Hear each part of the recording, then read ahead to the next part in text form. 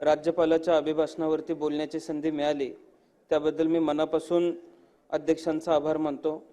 मी राज्यपालांच्या अभिभाषणावरती ज्यावेळेस आम्ही अभ्यास केला त्यावेळेस राज्यपालांच्या अभिभाषणामध्ये जे मुद्दे आलेले आहेत ते एकूण मुद्दे बघितल्यानंतर राज्याला दिवास्वप्न दाखवले जाते की काय अशा पद्धतीची परिस्थिती राज्यपालांच्या अभिभाषणानंतर आमच्या सर्वांच्या लक्षामध्ये आली।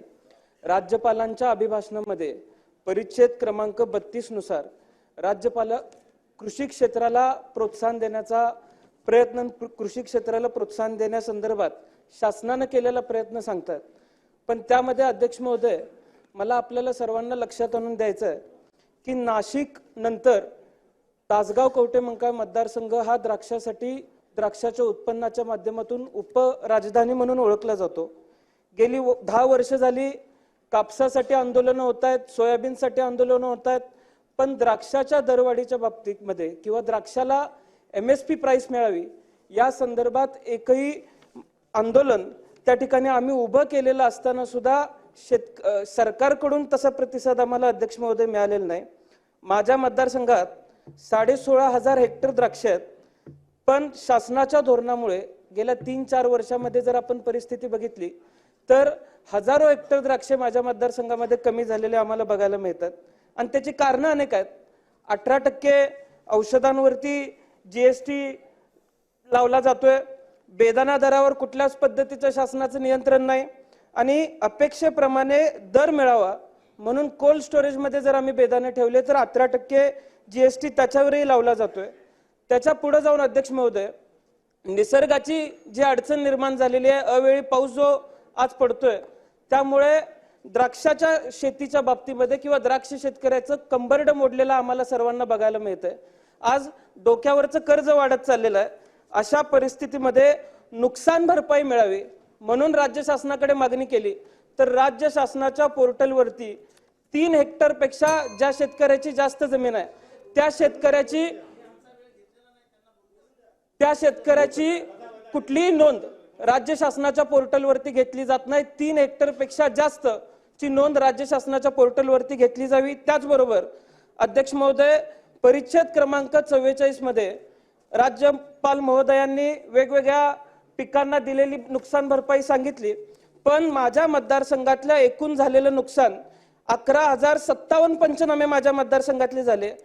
त्यामध्ये 4810 हेक्टर जमीन क्षेत्र बाधित झालेलं आहे, पण गेल्या सप्टेंबर-ऑक्टोबर मध्ये ज्या पंचनामे ज्या क्षेत्राचं झालं त्याचा एकही रुपया माझ्या मतदारसंघाला मिळालेला नाहीये। ही माझ्या मतदारसंघातली खरी परिस्थिती आहे अध्यक्ष महोदय। त्यामुळे माझी आपल्याला विनंती आहे की द्राक्ष उत्पादनाला जेवढा खर्च येतो तेवढं उत्पन्न आज द्राक्ष शेतकऱ्याला मिळत नाहीये। त्यामुळे द्राक्ष उत्पादक शेतकऱ्याच्या बाबतीमध्ये शासनानं कुठेतरी निर्णय घेण्याची आज वेळ आलेली आहे। अध्यक्ष महोदय माझी आपल्याला दुसरी विनंती अशी आहे की आज विमा कंपन्यांच्या बाबतीमध्ये मोठ्या प्रमाणात तक्रार शेतकरी बांधवांकडून येते आणि या विमा कंपन्यांच्या माध्यमातून शेतकऱ्यांचा बळी घेतला जातोय। अध्यक्ष महोदय मी आपल्याला सांगतो राज्यात संत्रा, मोसंबी, केळी, द्राक्ष, पेरू, आंबा, डाळिंब, काजू, पपई या सगळ्या फळ पिकांना विम्याचं संरक्षण मिळतंय। हंगामी पिकांसाठी 1 रुपयाचा विमा हप्ता मिळतो, पण राज्य शासनाकडून 1 रुपयाचा विमा हप्ता जो मिळतोय त्याचं शासनाकडून योग्य तो प्रतिसाद मिळत नसल्यामुळे अनेक शेतकरी त्याच्याकडे पाठ फिरवतात। जर प्रतिसाद मिळाला तर संरक्षित रक्कम मिळत नाही, यामुळे शेतकऱ्यांचा आज घडीला प्रतिसाद सुद्धा या विम्याच्या गोष्टींकडे दिला जात नाही। त्यामुळे अध्यक्ष महोदय माझी आपल्याला विनंती आहे की समूह जिल्ह्यामध्ये ठाणे, पालघर, धुळे, पुणे, सांगली, लातूर, बुलढाणा या माध्यमातून Bajaj Allianz general insurance company लिमिटेडच्या माध्यमातून माझ्या मतदारसंघामध्ये विमे आखले जातात। या कंपनीचं ऑफिस हे येरवड्या जेल रोडच्या तिथे आहे, पण अध्यक्ष महोदय या कंपनीनं वेळेवरती विमा न दिल्यामुळे या कंपनीने विम्याच्या बाबतीत शेतकऱ्यांवरती अन्याय केल्यामुळे अनेक शेतकऱ्यांना आत्महत्याची वेळ आली अध्यक्ष महोदय।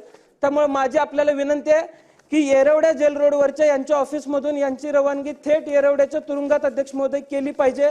विमा कंपन्यांच्या माध्यमातून शेतकऱ्यांची पिळवणूक चालू आहे। अध्यक्ष महोदय यापुढे जाऊन माझा अत्यंत एक महत्त्वाचा प्रश्न आहे अध्यक्ष महोदय, परिच्छेद 48 प्रमाणे शिक्षण धोरणाला पाठबळ देण्याचा प्रयत्न राज्यपाल महोदयांनी घेतला, पण आज राज्यातली परिस्थिती अशी आहे की माझ्या मतदारसंघामध्ये गणवेश सुद्धा माझ्या मतदारसंघातल्या जिल्हा परिषदेच्या शाळेतल्या विद्यार्थ्यांना मिळालेले नाही आहेत। पूर्वी हे अधिकार शाळा पातळीवरती होते, जिल्हा परिषद पातळीवरती होते, पण मागच्या सरकारमध्ये हा निर्णय किंवा हे अधिकार राज्य शासनाकडे का घेण्यात आले अध्यक्ष महोदय मला माहित नाही। महाराष्ट्र सारख्या प्रगतशील राज्यामध्ये विद्यार्थ्यांच्यासाठी विद्यापीठ आपण उभा करतोय, विद्यार्थ्यांच्यासाठी शाळा उभ्या करतोय, कॉलेज उभा करतोय, पण साधं गणवेश सुद्धा जर आपण देऊ शकत नसेल तर या राज्याच्या दृष्टिकोनातून ही खेदाची बाब आहे अध्यक्ष महोदय, आपण लक्षामध्ये घेतलं पाहिजे।